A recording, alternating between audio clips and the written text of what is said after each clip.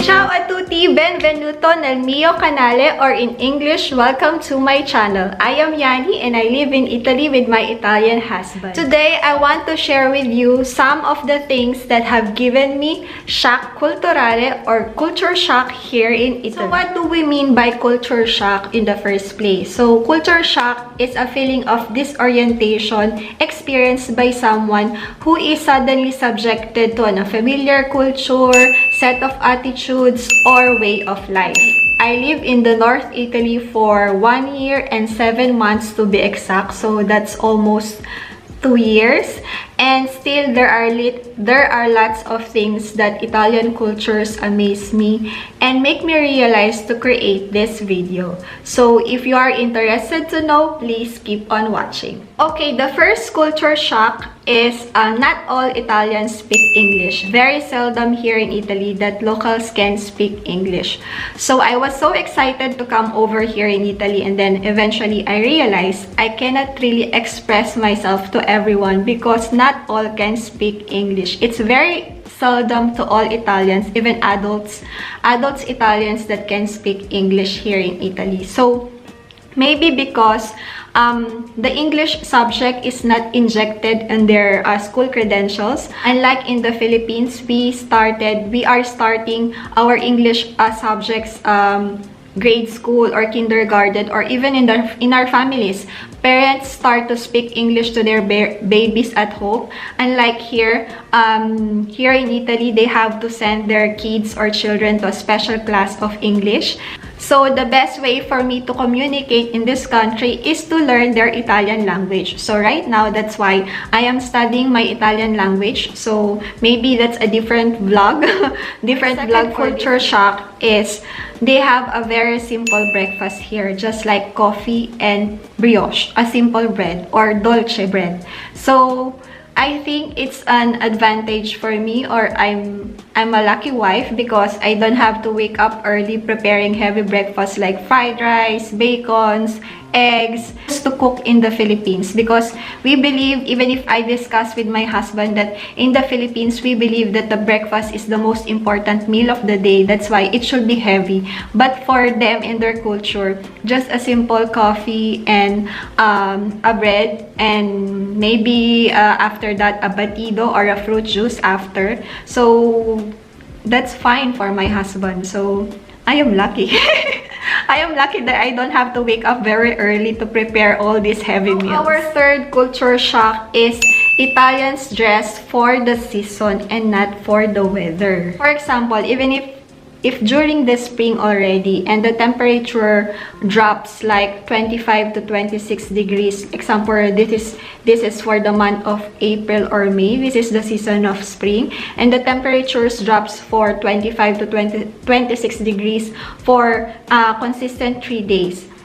The locals still wears spring season clothes. They will not wear summer clothes because temperatures varies a lot during the day. It might be 25 or 26 degrees during the day, but on the latter part of the day, like in the afternoon and during the evening, there's always a possibility that during this season of spring, the temperature will still drops to 10 to 12 degrees. So that will be a freezing cold. Our fourth culture shock is never go out with a wet hair. So they think that when you go out with wet hair, you will catch a cold or pneumonia, or you will simply get sick. So they will freak out here. Locals will freak out. And first time I arrived here in Italy, like 2 years ago, I was still a tourist then. And Antonio and I were going to our room, so we need to catch our bus, our train early in the morning. So it's like I'm a little bit in a hurry, and that time I don't have any idea about this wet hair culture here in Italy. So I went out. I'm already prepared with my wet hair. So her mom saw me, and she said that, oh, why you didn't blow dry your hair? You will get sick. It's very cold outside. So I said that no, it's normal for me in the Philippines to go out with wet hair. It's normal for me. And then she said, no, you should blow dry. You should learn to blow. Okay, the fifth culture shock is Italian loves to eat and critiques the food as well. So we all agreed, and you should agree with me, that the best pizza and pasta is in Italy. And really, Italians really cook very delicious food. So that's why I am in the Philippines. I don't eat much pasta and I don't like much pizza, but here in Italy, it's very delicious for me, right? When you're in a restaurant and and sometimes I hear some Italians while having dinner together with their families, especially on weekends, they usually talk about it's either politics or the food they eat.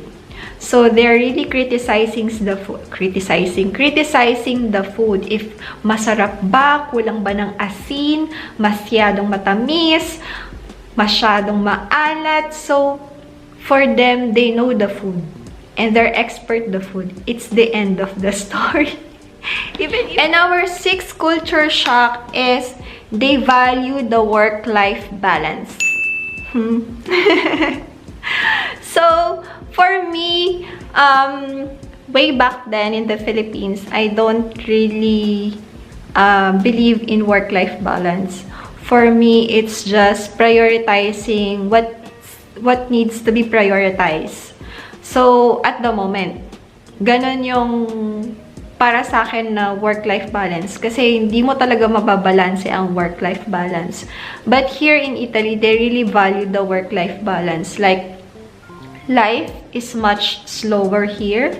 And they know how to enjoy their time.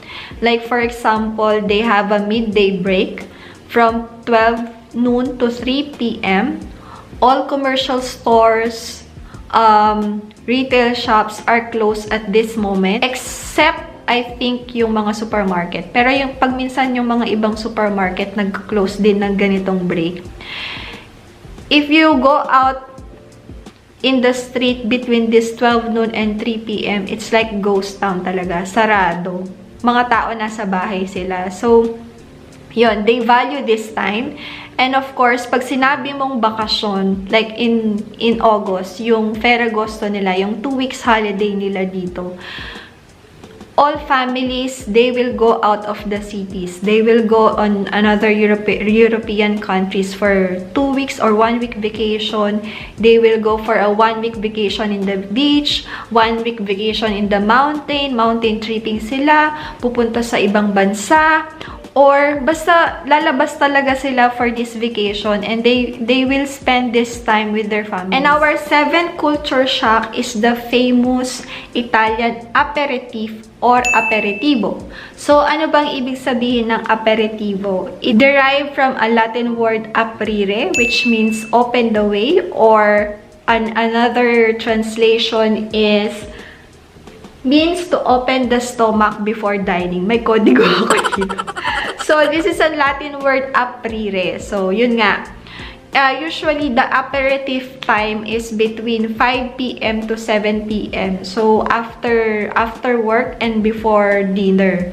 So, you will see most Italians will go to the bars or cafes and drink this alcoholic or non-alcoholic drink. So, yung famous na nakikita nyo dun sa mga Instagram posts ko na mga Ugo or Aperol Spritz, that's one of the kind of famous aperitif drinks here in Italy. And also, yung mga wines, either white wines or red wines, silang mga snacks na rin. Like yung mga small snacks, like yung mga potato chips, pistachios, olives, na masarap, yun ang favorite ko. And of course, yung mga peanuts nila, ganon. So, over these drinks, yon mga chit-chats with your friends or colleagues, kung kasama mo yung mga office mates mo. So, yun yung aperitif time nila rito, na meron palaging, makikita mo talaga yung mga bars and restaurants, cafes, na between 5 to 7 p.m. It's very full. And our last culture shock, or the number 8 culture shock, is Italians are expressive and sometimes loud. So, in a way that when you're outside, like in cafes or restaurants, you will see a group of Italians talking to each other. So, akala mo nag-aaway sila, pero hindi. Normal lang sa kanila. And makikita mo yung famous hand gestures or mannerisms ng mga Italians, like yung ganito. Akala ko it was just a joke before. Nung nasa Pilipinas ako, yung mga ganyan. Di ba may mga icon sila na ganyan? Dito, normal lang talaga. Most people do this hand gestures. May mga nagaganyan talaga. So, hindi pala siya joke. Totoo pala talaga siya. Ma-hand gesture sila. Pag nagsasalita sila, and they're very expressive in a way that if they're like, nasarapan sila sa pagkain, ke bono, ganon. Talaga sasabihin nila, ke bono, or nagagandahan sila, ke bella, mamma mia, ganon. Ganon yung mga na expressive sila. And that's all for today's Italian culture shock. So, I hope na nag-enjoy kayo at natuto kayo sa aking sharing video. And so, some of these cultures may be negative or positive for me, but I'm learning and adjusting more of their culture, and I must say that the best way to adapt in this country is for you to be able to expose yourself to these cultures by talking to locals, learning Italian language, and of course yung ginagawa ni Antonio sa akin is tina-travel niya ako dito sa mga nearby cities dito. Pinapakita niya sa akin yung mga local foods, yung mga places, kung ano yung meron dito. So pag minsan parang merong mga positive, may mga negative effects sa'yo yung mga culture na yon, pero you have to learn to adapt and understand why they're doing it para hindi ka talaga ma-shock. Kasi kung you're still blocking yourself from these cultures and comparing this to your countries, it will be really hard for you to adapt in this country. So, pati yon inaaral ko talaga kasi there's no better way but to adjust. And hindi naman kasi pwedeng sila yung mag-adjust sa'yo. Parang dapat ikaw nag-a-adjust kasi ito na yung environment mo. So that's why I share this video. It's not to really just to brag that I am here in Italy. It's just to help others on how to adapt in this culture. And it's normal. Sometimes it's normal. So yun guys. Sana may natutunan kayo, and have a good day, have a good life, and God bless everyone. Ciao a tutti!